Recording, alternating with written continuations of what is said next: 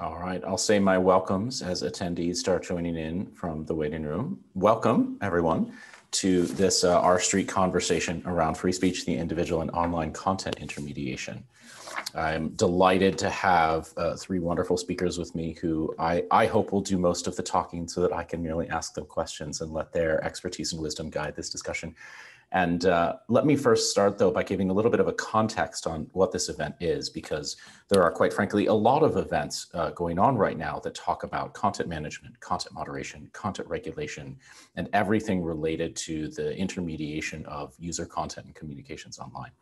So this one's a little bit different in that it is meant not just as a discussion of these issues, which are so timely in politics and in industry right now, but also as part of an ongoing process that commenced a couple of years ago at the R Street Institute and has taken on some real momentum and inertia over the past few months. We set out with this goal of putting together a multi-stakeholder conversation in the classic internet governance sense of attempting to bring in a diverse range of perspectives from different sectors into studying a problem together and trying to articulate what we could share with each other and learn from each other about these very difficult and complex problems, while also making some progress towards some shared points of consensus or some other things and issues that we could come to find some agreement on as a way of complementing the often more contentious conversations that we have in the political arena on very important and very timely issues such as this. So we've done a few different steps over this process over the past few months, including getting small groups of stakeholders together for private conversations, hacking out some draft documents, and we have the content of that available on a website at R Street. I'll make sure that that information is made available in due course. So I will, before we dig into the meat of the discussion, summarize that, but let me give a little bit more context first.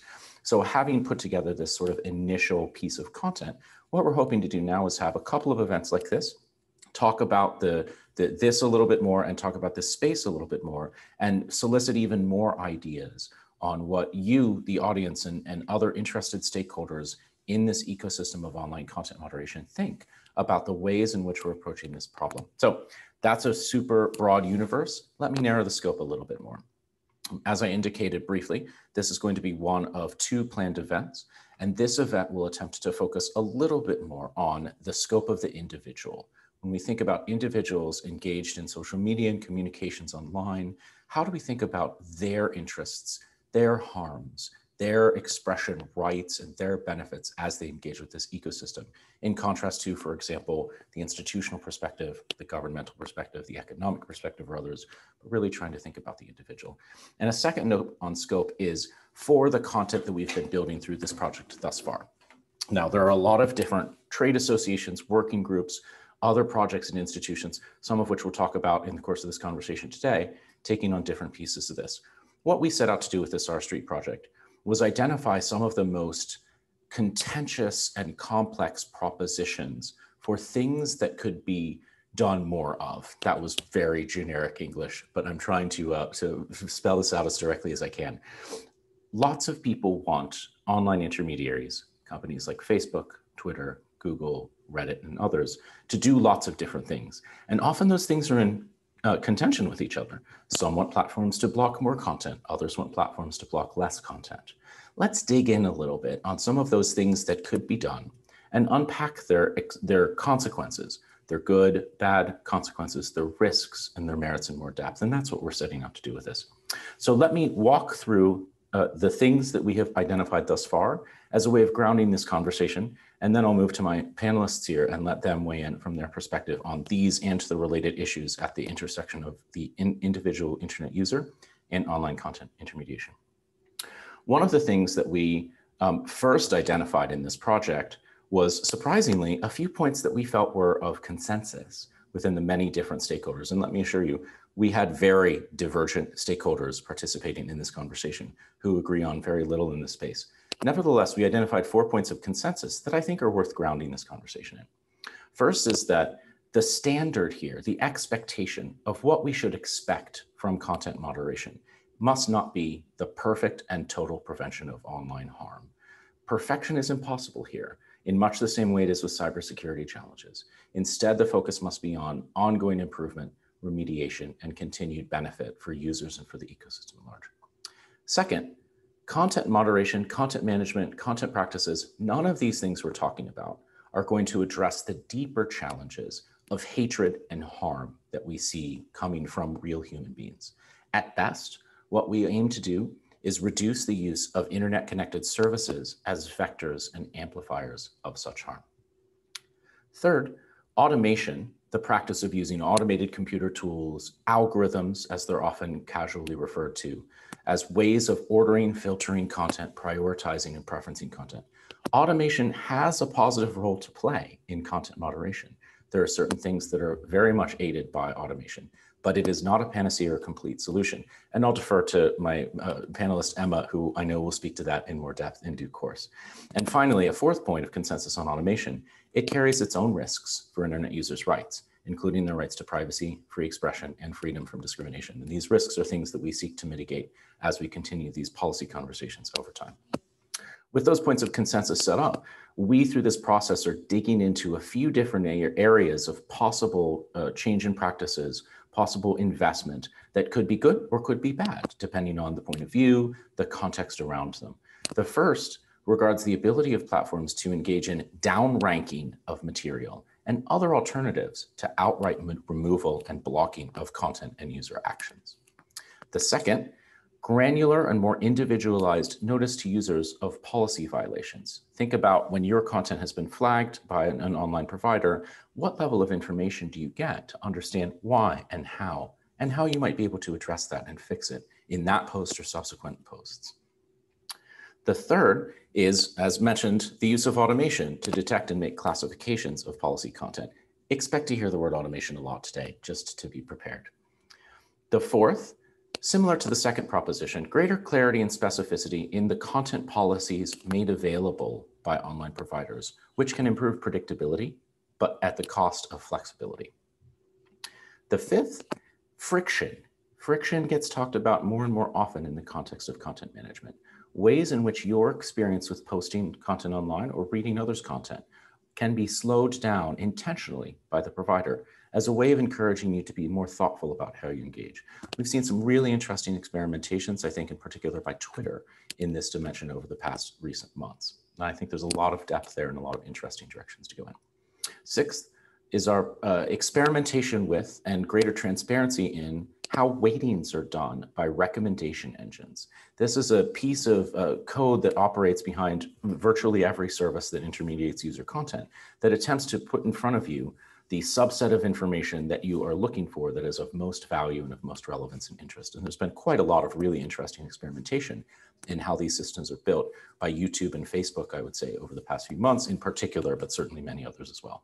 Finally, and then I will stop talking and hand this over to my panelists, our seventh proposition that we're exploring through this process is whether or not to treat paid or sponsored content differently from organic communications and speech, such as, for example, reviewing it for higher standards of some form of goodness or legitimacy or quality. None of these are conclusions that we've come to through this process, as that's not the nature of the process in and of itself. Rather, they're ideas, hypotheses, and areas of consideration and exploration. And we hope that by having a richer conversation around these ideas, we can help inform the policymaking process, as well as the practice of how content policies are written and executed within the private sector directly, without going through public policy as a necessity. And we hope you'll be part of this as well. So we'll be making available through R Street an online forum for you to put some of your ideas as well. So we will have a Q&A section at the end of this hour. But if you've got a question and you don't have time to get it in, we will make available ways for you to put your thoughts, your questions, your concerns into this process, as well as we do want it to be inclusive and inviting of everyone.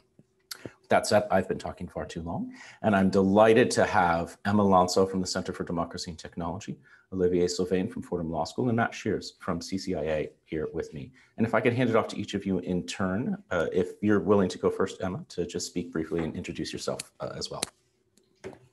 Great. Hello, everyone. Thank you so much for joining today's discussion. I'm really looking forward to hearing your questions and thoughts from the participants as well. My name is Emma Alonzo. I'm the director of the Free Expression Project at the Center for Democracy and Technology. We're a tech policy nonprofit that fights for users' rights in the digital age, with offices based here in Washington, D.C. and also in Brussels.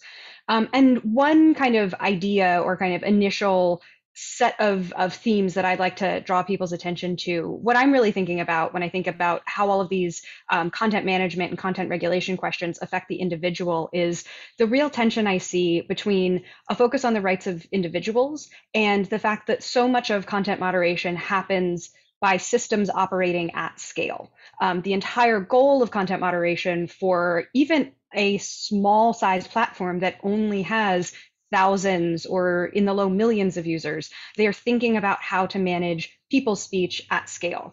And that means we look at things like what are the relative error rates of the automated tools they use, or if you're doing quality assurance of your content moderation process, if you can get to 99% accuracy or consistency, you're doing a great job. But there are still people, individuals whose rights are being affected, whose ability at least to speak on your platform are being affected in that last 1%, in that margin. And that's something I think our public policy conversations really need to grapple with, especially as we see more legislative processes in the US and Europe looking to do more oversight of content moderation systems generally. The experiences of those individuals in that gap, in that 1%, are important. There may be human rights or civil rights violations for those people, and we need our overarching system to be able to address and remedy those as well. Thank you so much, Emma. Olivier. Thank you, Chris, and thank you to R Street for inviting me to join this important conversation. It's a great honor to join my panelists here. My name is Olivier Sylvain. I teach at Fordham Law School. I'm actually very drawn to Emma's point here. It isn't exactly how I come at it, but the way I'm thinking about this tracks the point she's made about moderation at scale. And in some ways, it's in conversation with the idea that we're supposed to think about for this session, we're thinking about the individual. And I think that's important in the American legal system, at least, that we think about the individual, because forms of harm and remedy are, for the most part, articulated in those ways. But with regards to intermediaries and platforms, because moderation at scale is hard, as they say, and it's hard to speak to the individual person's particularities, what we see instead are ways in which moderation replicates, worsens, entrenches systemic disparities, where these are not just kind of arbitrary, unfair treatments that any given person will experience. I mean, that happens. We all know the person whose Facebook account was for some reason bizarrely suspended or something for arbitrary, what we perceive to be arbitrary reasons.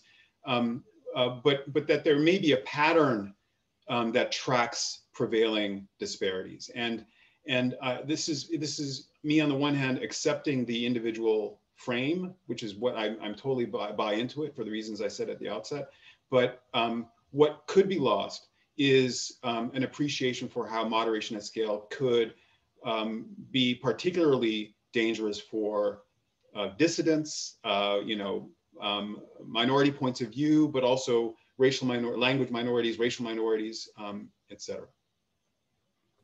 Thank you, Olivier. That's terrific context for us. Matt, initial comments, intervention. Certainly. And let me reiterate everybody's thanks. Appreciate R Street bringing us together to have today's conversation. So my name's Matt Shears. I'm the president of the Computer and Communications Industry Association, which is a trade association of internet communications and technology firms based here in DC with the operations in Europe as well.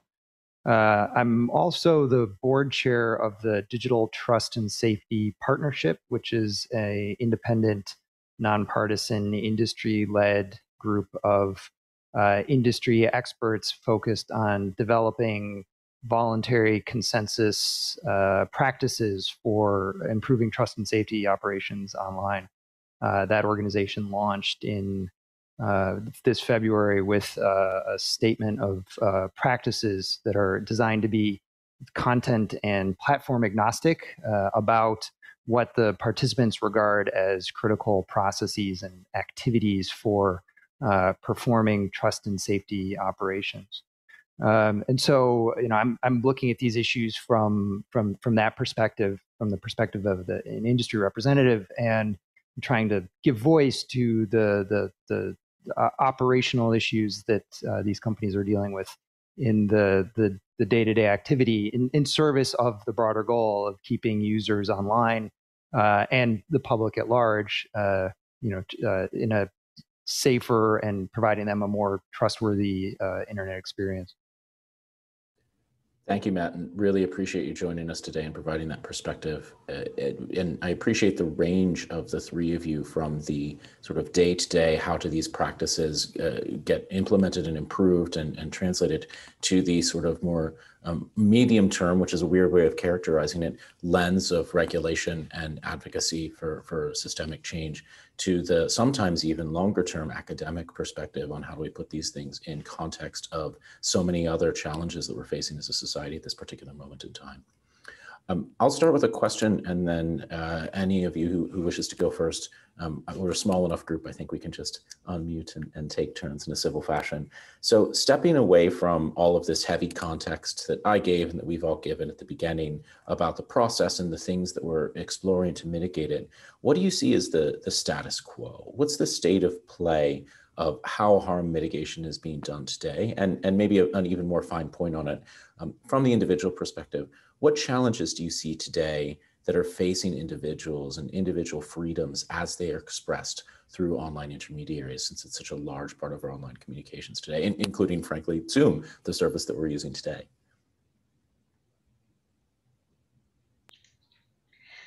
Well, I'm happy to chime in with just some initial thoughts. So the state of play of kind of online content intermediation today, it looks and feels really different than it did in the 1990s when the public web was, rolling out, and this new exciting thing that people were just starting to have access to.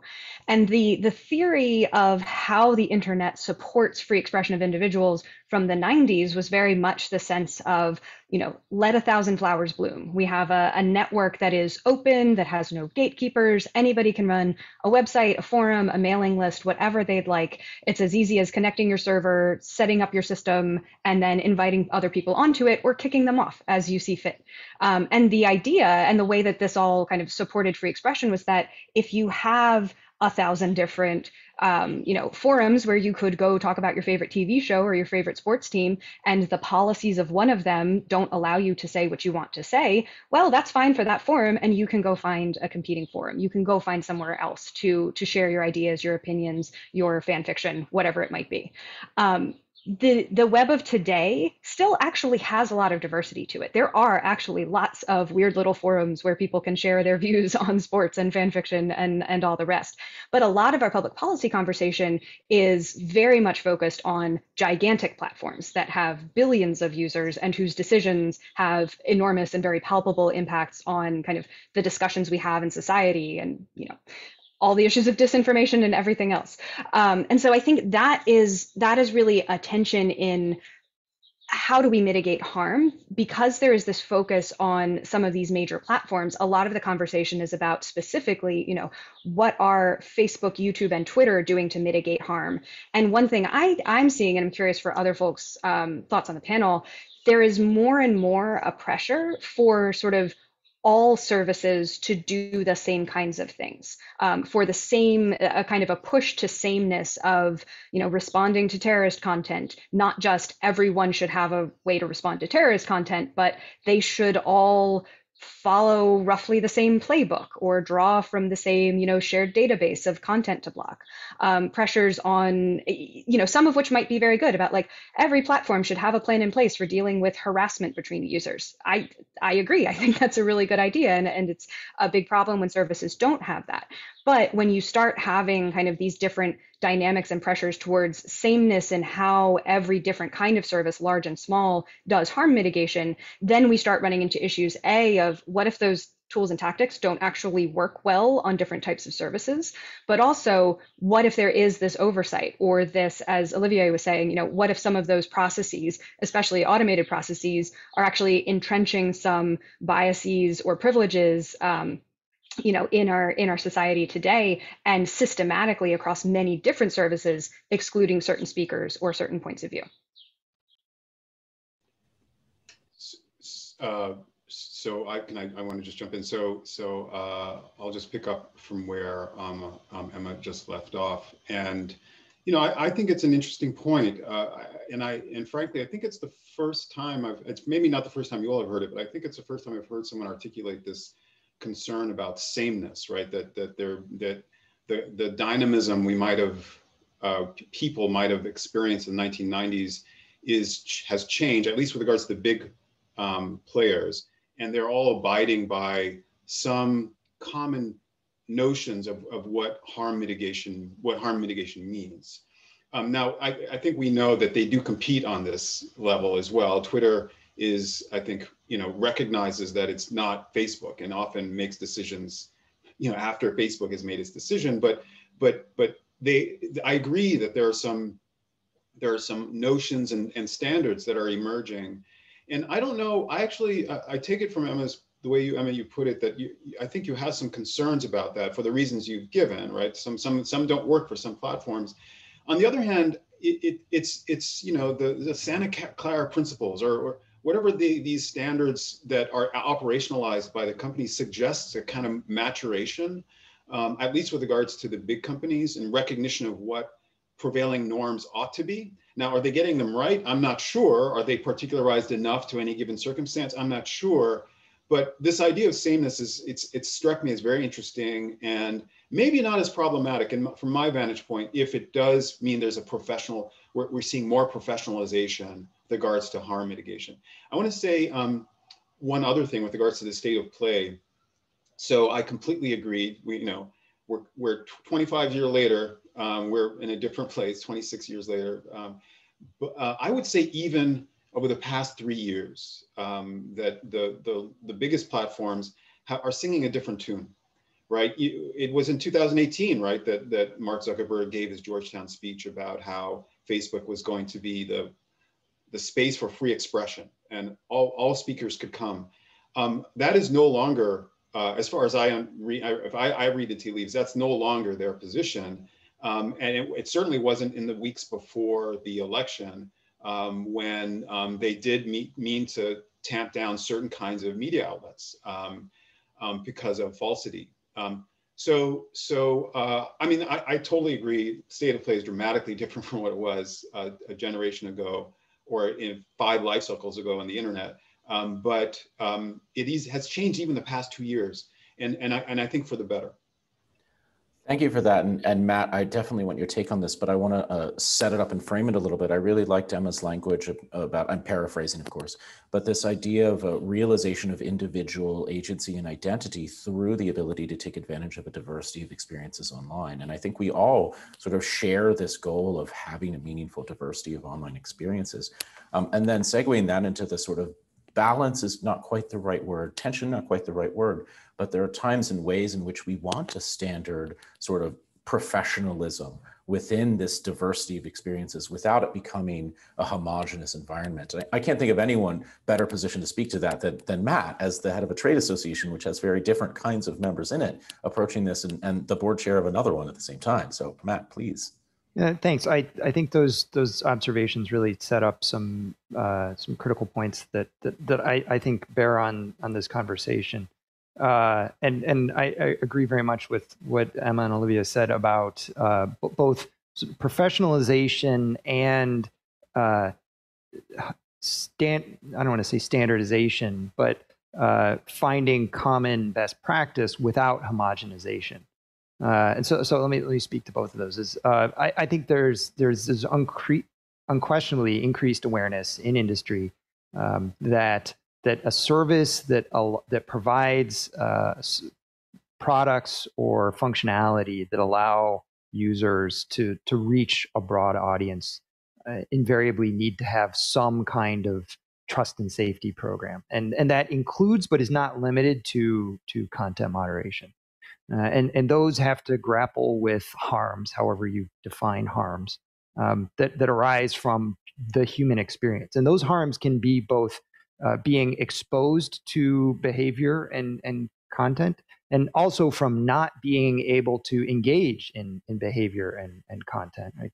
Depending on the context of the service, right? So decisions that services make have ramifications both when it comes to action and inaction. And so trying to operationalize the company's goals with those in mind, I think, is one of the critical challenges of someone who's responsible for trust and safety.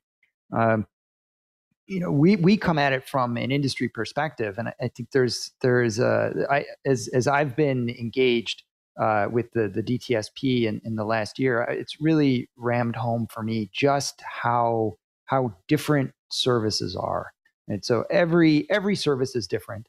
Often their products differ. And if the products don't differ, their communities will differ. And those communities have different expectations.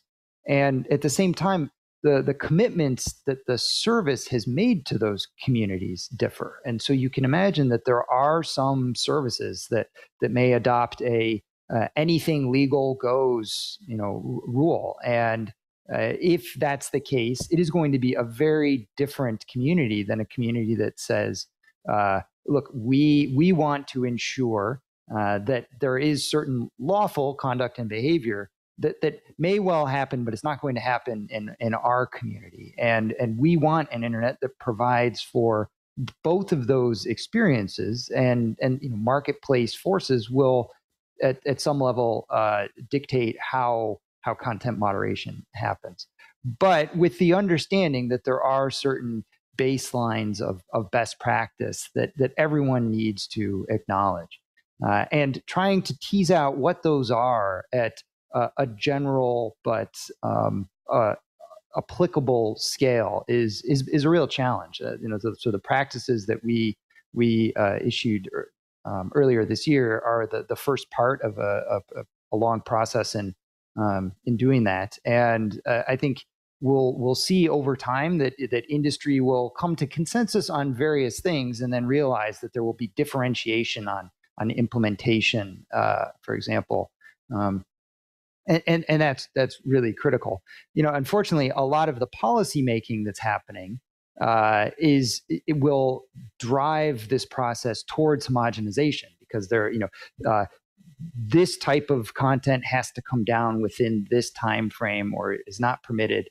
And particularly for smaller companies that cannot necessarily have a jurisdiction specific product, they may have to go to least common denominator, and that results, I think, in homogenization across borders, and that's not an ideal outcome, but certainly one that can happen if policy making doesn't reflect the differentiation between services and communities online. I'm glad that you segued into that, Matt, because I was going to take us there anyway. We can't have a conversation about this subject and have all of this pleasant alignment around norms and the direction of travel that we're in without getting into the harder subject of regulation and the role that can be played by governments and lawmakers, because they're going to play a role. I think they're certainly setting out to in both the US and Europe. So I'd love your take on sort of how you see the evolving regulatory intervention landscape today, where you see opportunities for potential benefit, where you see externalities or costs or risks that haven't been fully taken into account. If I may, particularly those of you who have looked at Europe, the Digital Services Act proposal in the European Union, I think on its face tries to get to this difficult homogenization of culture and experience question, as it must, with 27 member states in the European Union with very, very different cultural assumptions and context for them. And it tries to approach that through what it brands as a consumer protection philosophy. It may or may not implement that successfully, depending on your point of view. But I'd love if you could speak both to your take on the state of regulatory intervention, as well as on this at least philosophical idea that one way out of this complex homogenization question can be a more of a shift in regulatory thinking towards ensuring consistency in what platforms do without actually interfering in their processes of developing their contents and their communities. And anyone who wants to go first, I know that was a lot. Matt, we can go to you and we can snake back through here. That seems fair to me. Sure. So I think lots of governments are going to be grappling with these issues over time. And the first thing I always say is that the best way to understand these problems is to talk to the folks who are in the trenches trying to deal with these crises and make decisions in the interests of their users at scale in real time, because those observations are critical. I don't want to endorse or criticize any particular policy effort. I think there's a lot of policy efforts going on at present, and how they're finalized, or how they get implemented at the national scale when it comes to the DSA, for example. I think the jury is still out on a lot of that. But I think what I would say is, broadly speaking, it's evident that there's still a lot of work that needs to be done, and it needs to be informed by efforts like R Streets, which I think has a lot of critical observations that need to be internalized in the policy process. So for example, the need for having a shared understanding of terms and shared definitions, so that particularly across jurisdictions, everyone's sort of talking about the same thing. And also, it's something that I think is really interesting that came out of that has come out of a lot of multi-stakeholder processes, including R Streets, is that a lot of the decisions here are not binary, but are often thought about as binary. It's sort of like the leave up, take down question is very frequently not the one that is confronting trust and safety teams. There are a spectrum of tools in that are used in the content moderation process, some ex ante, some after the fact, and in many cases those are far more important, right? Questions like, should we put an interstitial over potentially sensitive content, right? Which is lawful, but you can imagine that there are a lot of venues where, for example, you wouldn't want to be suddenly confronted unbidden with violent news coverage about a war zone, right? Lawful content, entirely legitimate for public conversation, but then, not something you necessarily want to be, confronting you online if you're, say, surfing the internet with your kids, right? And so those choices are often as significant and need to have flexibility. And unfortunately, I think a lot of the policy process is very much fixated on like the leave up, stay down decision, when that's probably not the most important one. I'm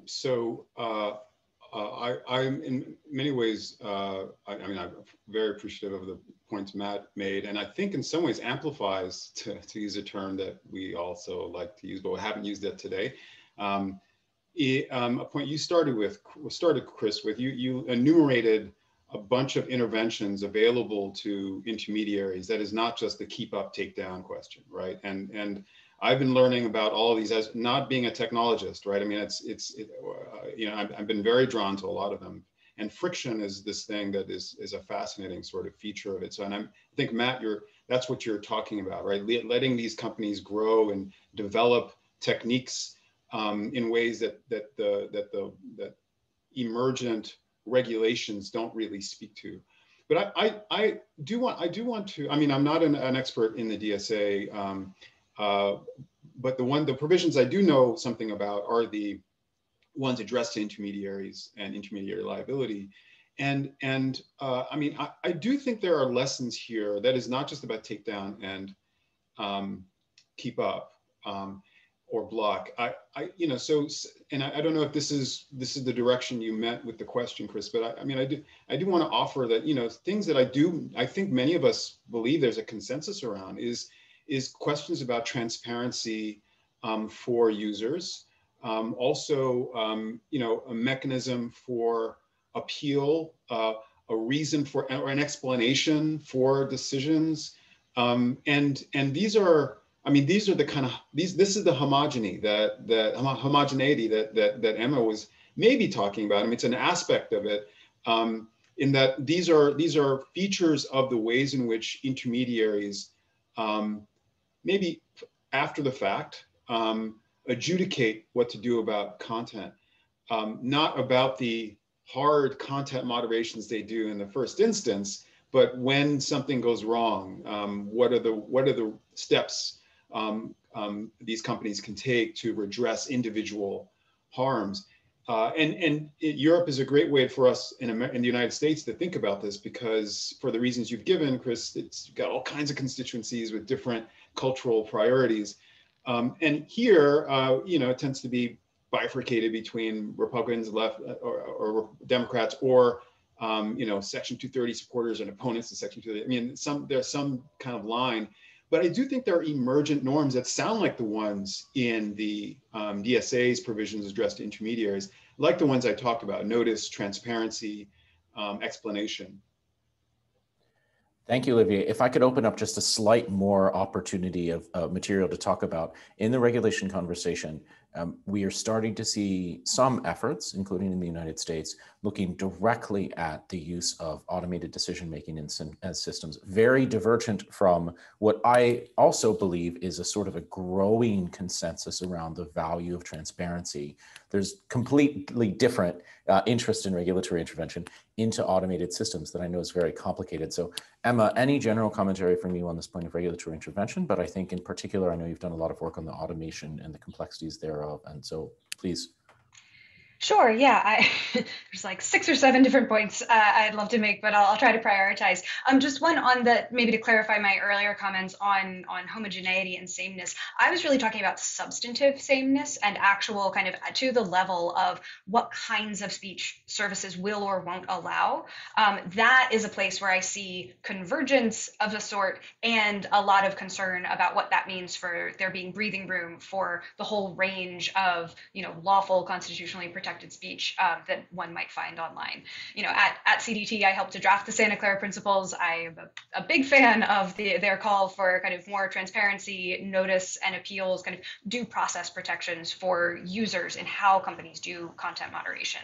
I do think there's a question when that starts getting translated into regulatory frameworks, where it's not merely kind of advocacy groups saying this would be best practice. This is what companies ought to do right by their users.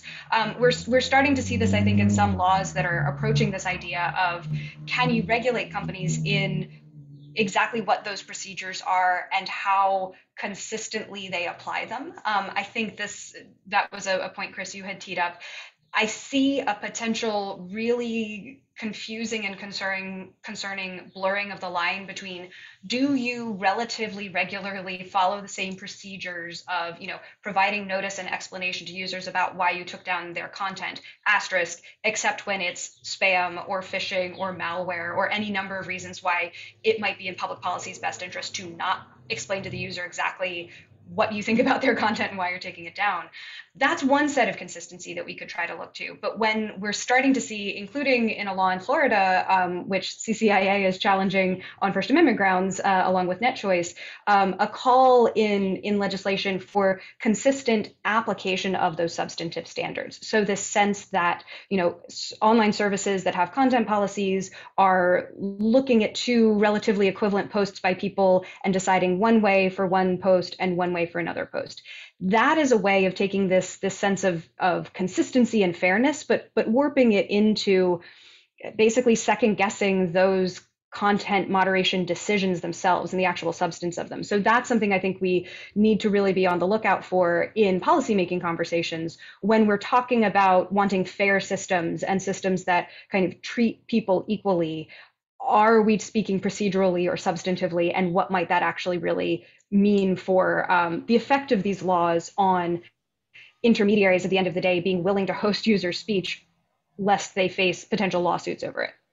On the point of automation, I mean, there's lots to say there, but I think one of the big questions we're seeing come up in the U.S. Congress and various legislative proposals is trying to look at the role of automated amplification of content, so ranking and recommendation algorithms.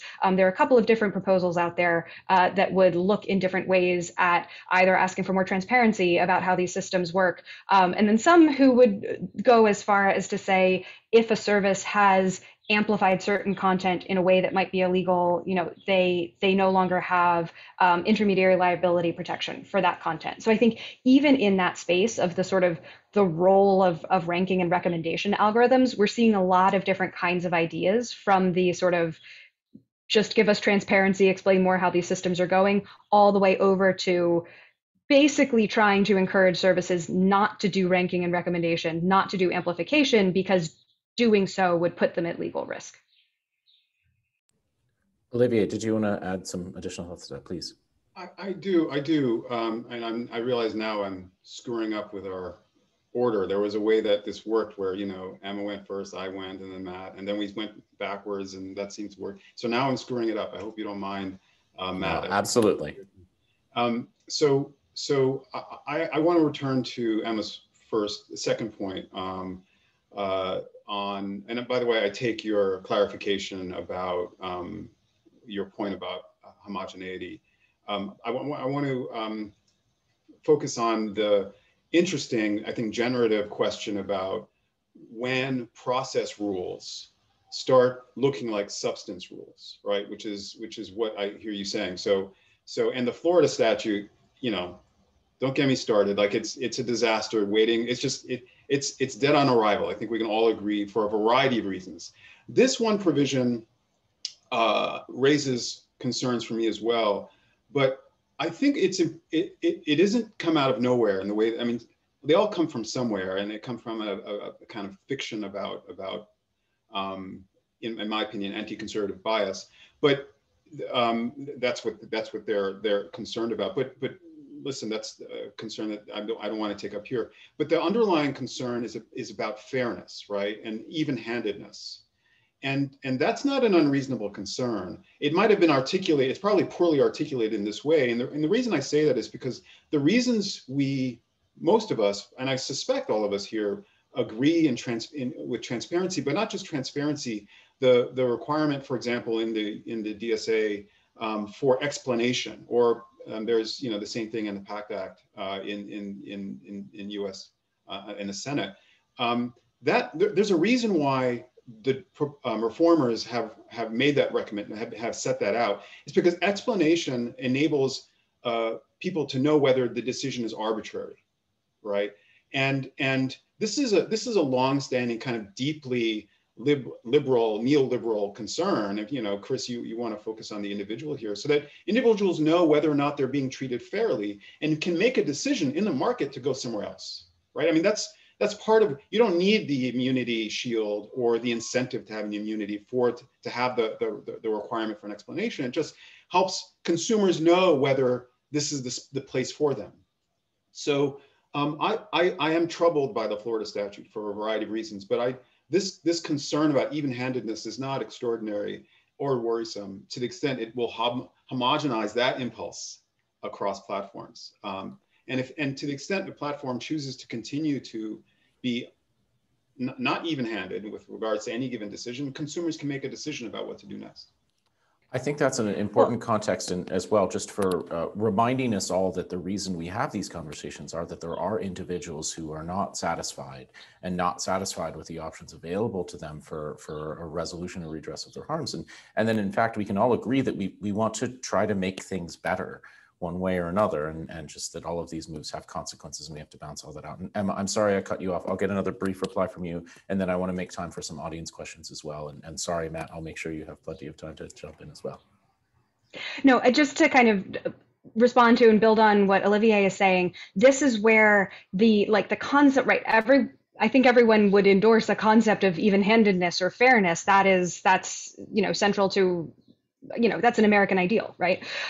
It's how does it actually play out in practice, and how do we think about concepts of what does it really mean for an individual to be treated fairly in how they're getting intermediation of their speech online without creating in law basically a surefire cause of action for vexatious litigation and a heckler's veto, right? Because the nature of content moderation at scale is that there will always be some inconsistency. There will always be some mistake or error or misapplication of policy or confused application of policy or whatever it might be. Somewhere in the haystack of all of the posts that are out there, there will be that error, and somebody will be able to find it and maybe use it to go after a particular content host or a particular intermediary. So if the way of trying to enforce or encourage fairness is to create that almost kind of strict liability for error, right? That's the kind of thing that gets to, I think, one of the initial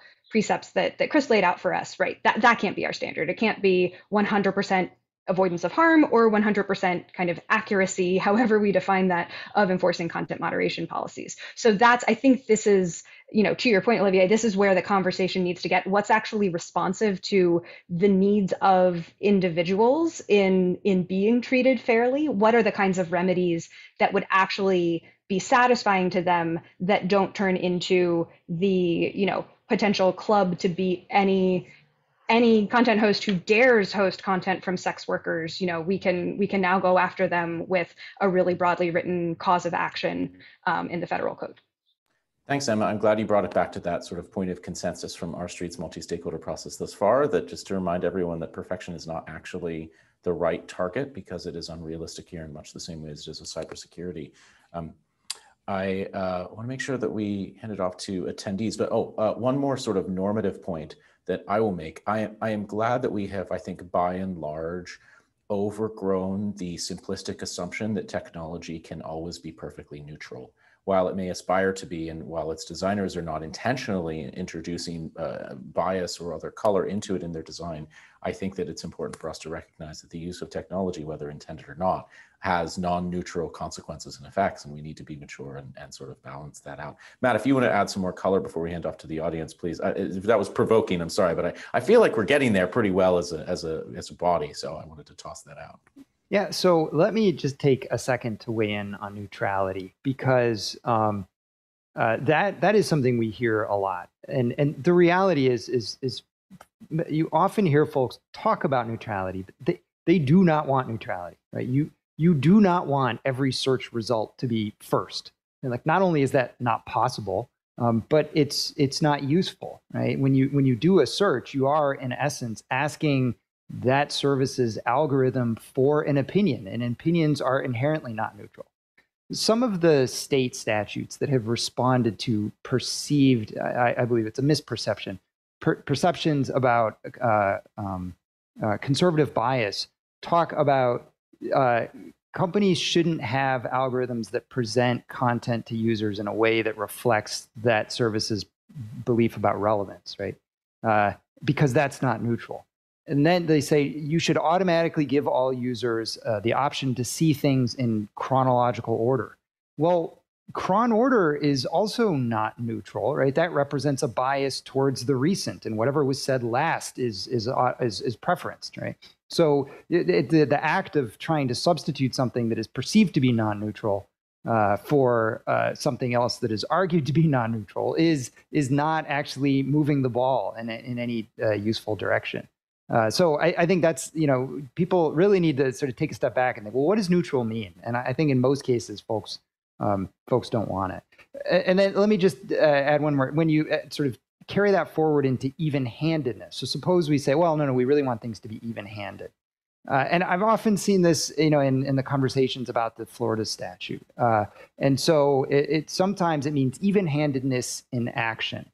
So what that might mean is for every time you suspend the account of someone from my tribe, you must also suspend an account from someone of the other tribe. And I've had folks say that to me. And I guess my question is does that mean that we're assuming that both tribes are violating the rules and the commitments they made at the same rate? Because if not, then that's not neutral either.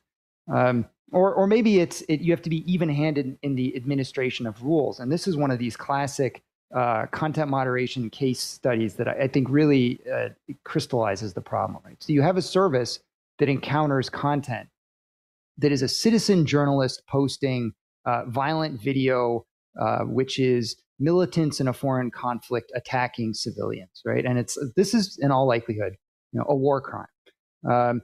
Maybe initially they take it down and then they realize, oh, wait a minute, this guy's a citizen journalist. And so they restore the content because someone's like, hey, you're helping to cover up war crimes because you took this down. So they put it back. Now we have the militants pointing to the same content as propaganda. And the question is, well, it's the same content. Consistency would suggest that we should leave it up. But now that it's been recontextualized, it has a completely different meaning. And this happens here at home too. Are we talking about anti-Semitic or neo-Nazi content to condemn it and understand it in its historical context, or is it being held forward as propaganda? Same content, different application. How does a consistency rule apply there? Like, what does that really mean? It almost certainly requires some assessment about context, and that is very subjective. I think that's great points, and really introduces as well some of the fundamental tensions in thinking about these things from a purely individual perspective, in that I, as an individual, of course, all of my judgments and opinions are accurate and should be fair and are fine. But when you look at it from the more ecosystemic point, I don't think any of us would seriously endorse a Hammurabi code of practices or something equivalent to it as a way of resolving these tensions and disagreements here. I'm hoping that we could let audience members chime in with a few questions. Alexa, maybe you can assist with that. I don't know whether it's best for folk to put them in chat or use the Q&A tool, but any way of surfacing, I'd love to open up the floor a little bit for other thoughts, ideas, and questions. Chris, as we wait, Yeah. I'd love to take up Matt's really Terrific. Generative last points there. And I think, Matt, you're exactly right to clarify, or to dig into the question of what even-handedness means. I suggested it when I said that I just don't see empirical support for the concern about anti-conservative bias. If anything, it's anti-bias bias, right? But so I think it's actually very useful to think about different ways even-handedness gets played out, and to be careful about a tit for tat for the sake of it, right? One tribe gets hit, and so the other tribe has to get hit. There may be one tribe that's actually bad and really notorious, and we should be careful about them, without ascribing that to any party or group. The other point, well, let me stop there. Actually, I don't know if there are any questions coming in or not, but there's Matt's points were great. I want to return to one of them also. I think we can keep going. So Olivier, I'll let you continue to that one point if you don't mind, and then we'll sort of start to move to final comments as we're nearing the end of the hour, actually rapidly as I look at the clock. Well, this last point Matt made, it's extremely thoughtful, and the question of, can content moderation at scale attend to context? And I think the easy answer is no, because so many contexts differ. And in the hypothetical that Matt offers, there is a difference with the provenance of the content matters. So a citizen journalist is different from a paramilitary genocidist, right? I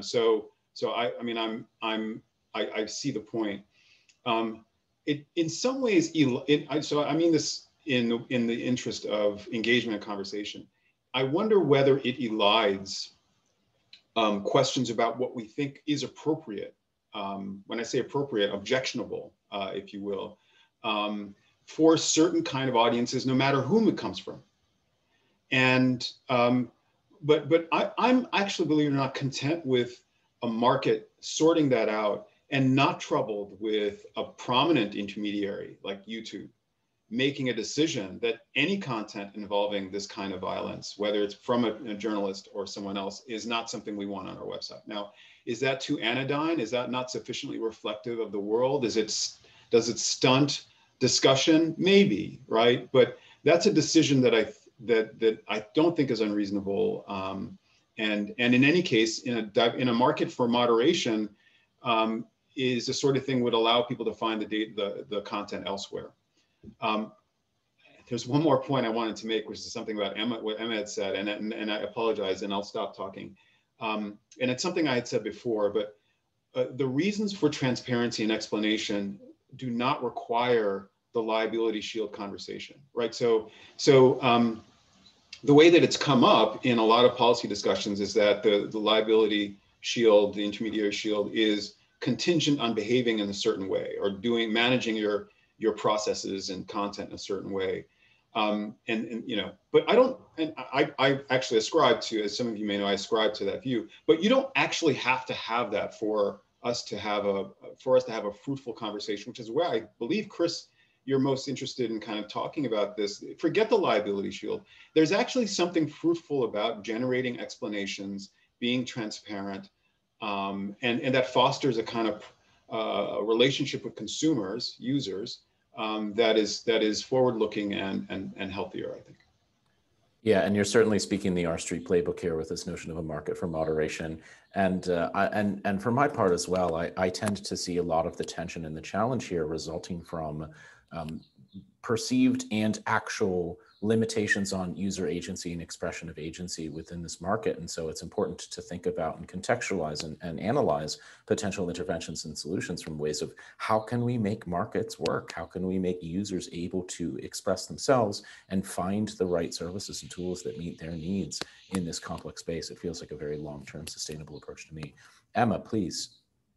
Just to come in on a couple of these points about context, I definitely agree with the baseline proposition that, careful consideration of context at scale is basically impossible to do. But what I advocate at companies about is the need to prioritize and to actually, there are areas where it is crucial that they are bringing context into bear, whether we're talking about things like incitement to violence, looking at the fact that people with a certain level of prominence, a certain stature in society are going to be more likely to incite violence with the very same statements, the very same words as said by a regular user. These were things that CDT shared in our comments to the Facebook Oversight Board and the whole question of former President Trump's account. But it's the kind of thing we see across so many different types of content processes that it's not enough for a company, like a company should not throw up their hands and say, we can never consider context, because there are times when they absolutely have to ensure that they're doing right by their users.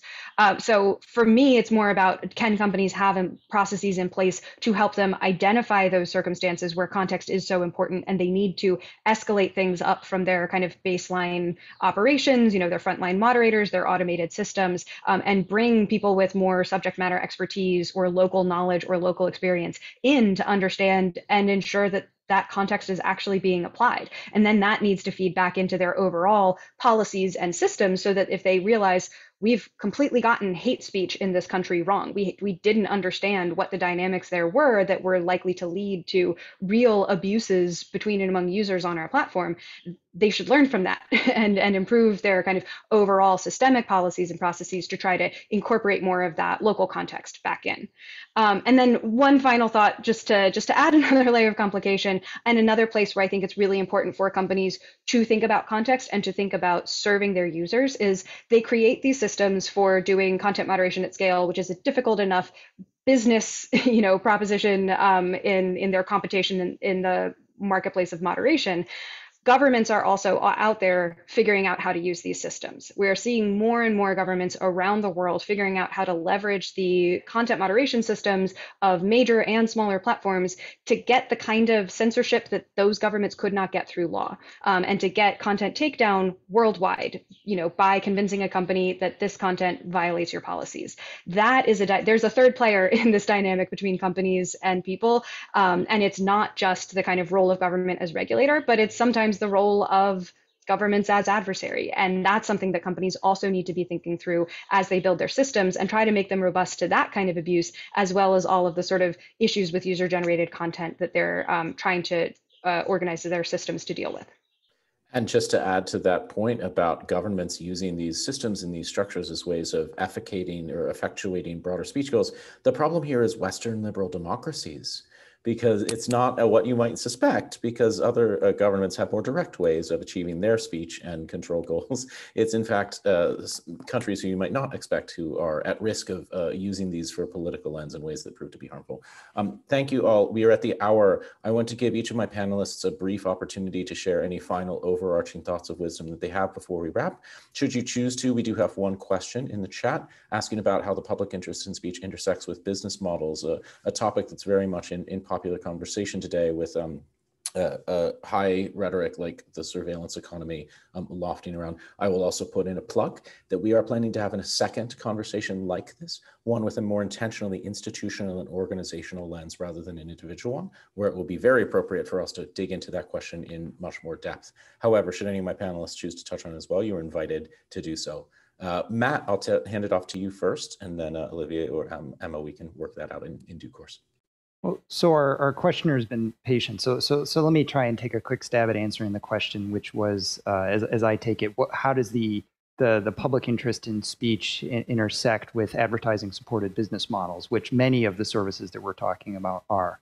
Obviously, advertisement-supported business models are not new. There have been ad-supported newspapers for hundreds of years, 3 or 4 centuries at least. So that business model is quite old. Its use for creating platforms for user communication obviously is newer. And I'd say broadly that those interests are aligned. That the ability to gain access to tools and functionality and communicate free to the user with a community in exchange for paying with attention is by and large a win-win, and it ensures that people can have services that might not be available to them or that they might not choose to pay for if they were paid for service. And so overall, there is I'd say that's a net win. Of course, it does mean that services have to be attendant to the interests of their users, and that is both in seeing content and behavior and in not seeing content and behavior in appropriate circumstances, and that's delivering on the agreement between the service and the user. Chris, I know we want to end on a note that has us aligned. I do.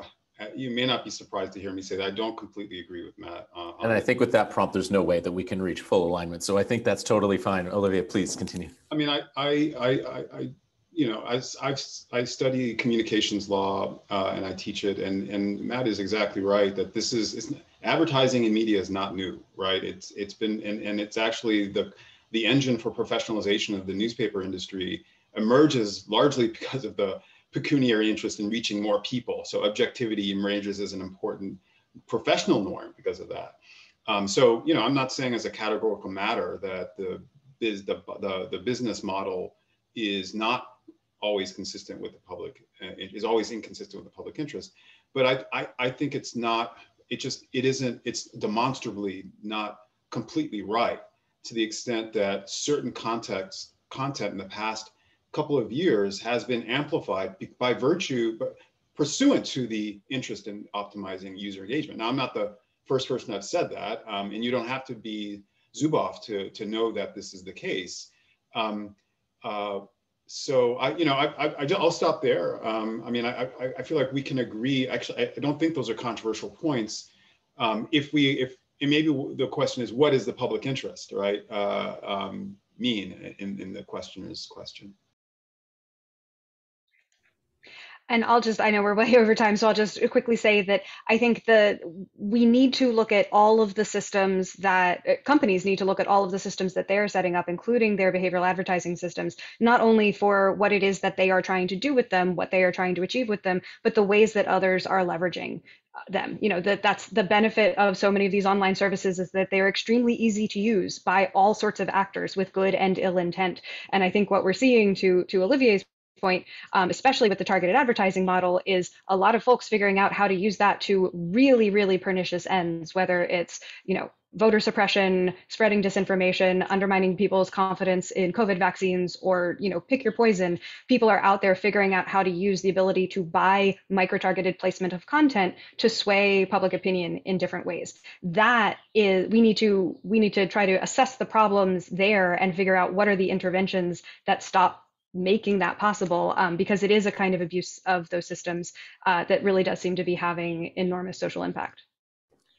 And with much regret, with that, I have to close the lid on this. We could continue this conversation for hours, and I'm sure we would all enjoy it. But we'll call that a wrap for today. Thank you so much for joining this conversation, for speaking with us about these issues, and thank you to the attendees for joining. And there will be opportunities for you to put your voice and contributions into this process as well, that we'll make available, as well as at least one more event along these lines in the weeks to come. Thank you very much.